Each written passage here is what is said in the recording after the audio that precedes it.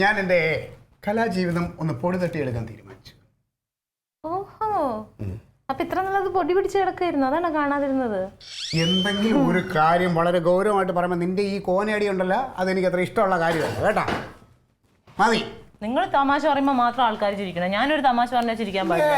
തമാശ പറയേണ്ടടുത്ത് പറ, ഇത് അസ്ഥാനത്ത് പറയുന്നു. ഞാൻ സീരിയസ് ആയിട്ട് പറഞ്ഞോണ്ടിരിക്കുക. ശരി, സോറി. അതെ, ന്യൂ ഇയറിനോടനുബന്ധിച്ച് പഞ്ചായത്തിന്റെ ആഭിമുഖ്യത്തിൽ ഒരു കലാമേള സംഘടിപ്പിക്കുന്നുണ്ട്.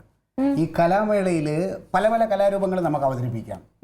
അപ്പോൾ അതിൽ ഏറ്റവും നല്ല കലാരൂപം അവതരിപ്പിക്കുന്നവർക്ക് 10,001 രൂപ ക്യാഷ് അവാർഡ് പഞ്ചായത്ത് കൊടുക്കും. അത് ജനങ്ങളാണ് വിധി അതിന് നിർണ്ണയിക്കുന്നത്.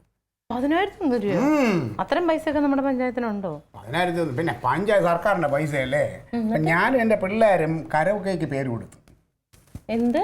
ഞാനും എൻ്റെ പിള്ളേരും കൂടെ കരോക്കെ മത്സരത്തിന് പാടാൻ വേണ്ടിട്ട്. ഏത് പിള്ളേര്? ഏത് പിള്ളേരാ? നടരായൻ, അൻസാർ, ബാബുക്കുട്ടൻ. ക്ലീറ്റോ നാണം കെടാൻ തന്നെ തീരുമാനിച്ചു. അവർക്ക് പാട്ടിനെ പറ്റി എന്തെങ്കിലും അറിയോ ക്ലീറ്റോ? അല്ല, ഈ പാടുന്നവരൊക്കെ പാട്ടറിഞ്ഞിട്ടാണോ പാടുന്നത്? പിന്നെ പാട്ടറിഞ്ഞിട്ടില്ലേ ആൾക്കാർ പാടുന്നത്? അതൊക്കെ ഒന്നിന്റെ കൂടെ ഒരു തള്ളെന്ന് പറഞ്ഞ പോലെ ഞാൻ പാടുമ്പോ അവരെന്റെ കൂടെ ഏറ്റവും പാടിക്കോളും.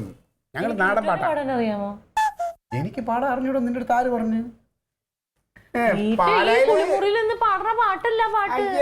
ഞാൻ ഇങ്ങോട്ടായ പിന്നെയാണ് പാലായില് പള്ളിയിൽ കൊയറ് പാടുന്ന മെയിൻ ആള് ഞാനായിരുന്നു. എന്നു വെച്ചാൽ നീ എൻ്റെ പാലായിൽ പള്ളിയിൽ വന്നിട്ടുണ്ടോ? ഇല്ലല്ലോ. പള്ളിയിലായിരുന്ന സമയത്തൊക്കെ അങ്ങനെയാണ്. മാത്രമല്ല, നമ്മുടെ പാർട്ടി പ്രസിഡന്റ് ഈ വിവരം അറിഞ്ഞപ്പോൾ ഡൽഹിയിൽ നിന്ന് വിളിച്ചേ. എവിടെന്ന്?